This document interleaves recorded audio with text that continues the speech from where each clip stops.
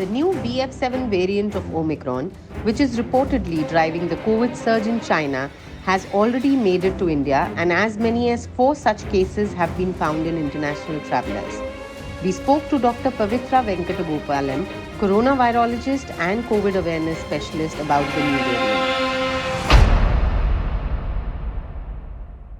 Start with, I want to know, with this entire China, the COVID outbreak in China, people in India have already started panicking because obviously we've a few confirmed cases here as well of the same variant. What do you have to say about it?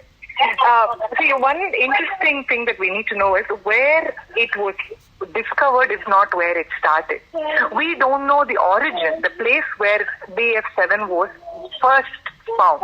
It could have been circulating in India for a long time. We don't know. We have identified a few cases in India. Perhaps it started in July itself. We have identified. So we don't know where it started. And in China, a lot of the news is some smaller hospitals where they're getting overwhelmed. I know we are not getting great data about the bigger cities and the bigger hospitals, but the smaller hospitals are definitely quite overwhelmed with the cases. Regarding panic, it is, no offense to all the journalists, including you, but most headlines are made for sort of grabbing your attention and getting the people's reactions. This is not to say that there is irresponsible reporting, but this is also the only way to get people to sort of pay attention to what's happening, because we're all been in this kind of a situation where, well, COVID is there, let me do my own thing, and it's not something, and we can't really blame the people. Whether it's you or me or anybody, we all want to go back to a normalcy where we don't want to think about this the scary thing that's out there. We want to live our normal lives. Absolutely. So when this news comes, people do start to panic, and it does give some sort of reaction. This reaction can be in a good way, where a lot of people are like, well, now it looks like there is something scary out there, I have to mask. So that is the consequence of the news, the panic in China that is happening, and the response that we are having in India. Right. Because, a lot of people are drawing parallels, because this is something, COVID, when it came to India, this is how it had started. December was when China was seeing a rise. January, February, we were seeing, cases in India, and then March lockdown was announced. So there are a lot of speculations, and that's why, I felt that talking to, to you and doctors like you are working in this field will help us understand, because China was also following a zero COVID policy. So, but that hasn't been the case in India. So the difference between from 2 years back and now is that we are all overwhelmingly vaccinated.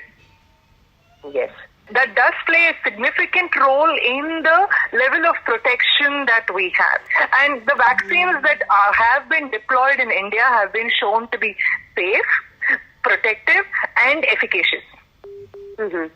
Okay. So these definitely will play a role in how significant, how serious the infections are likely to be in this wave or any waves in the future. And we have been, I know the booster campaigns have not gathered as much heat as the initial prime campaign that we had, but still an overwhelming number of people in the population centers have at least been boosted once.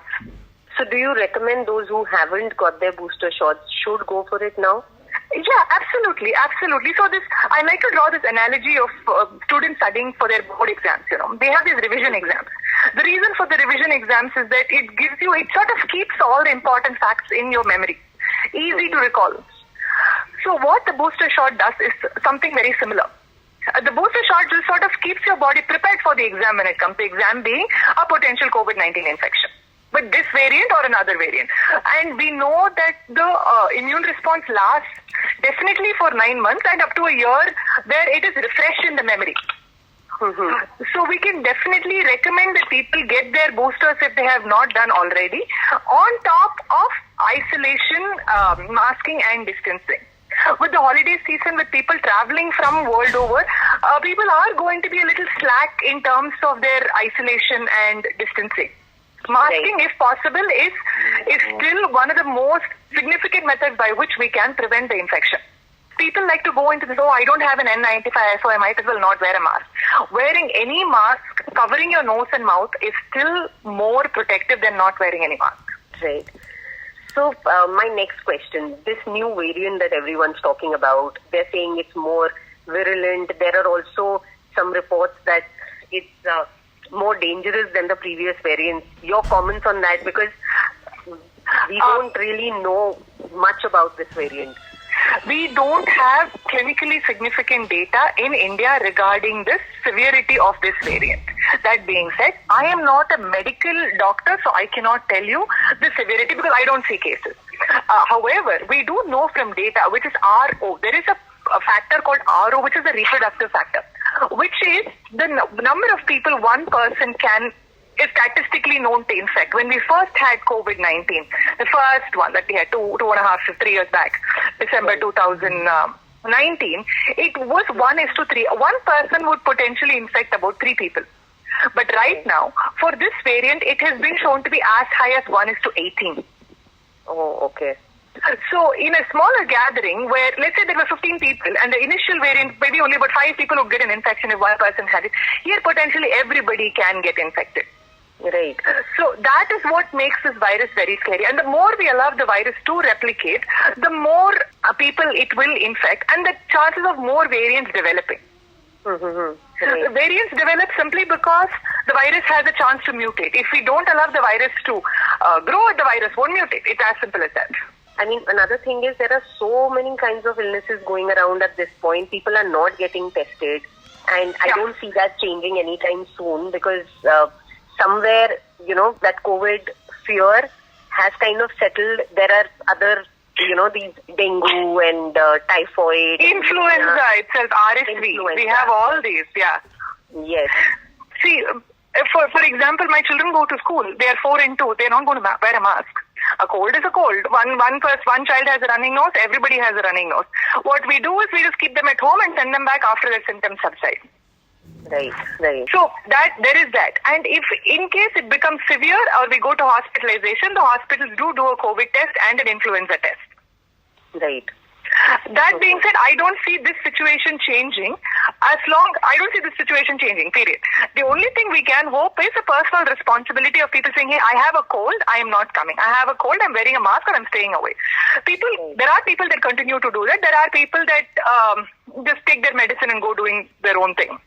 Right, so, right. Without making any judgment, this is what I see continuing to happen.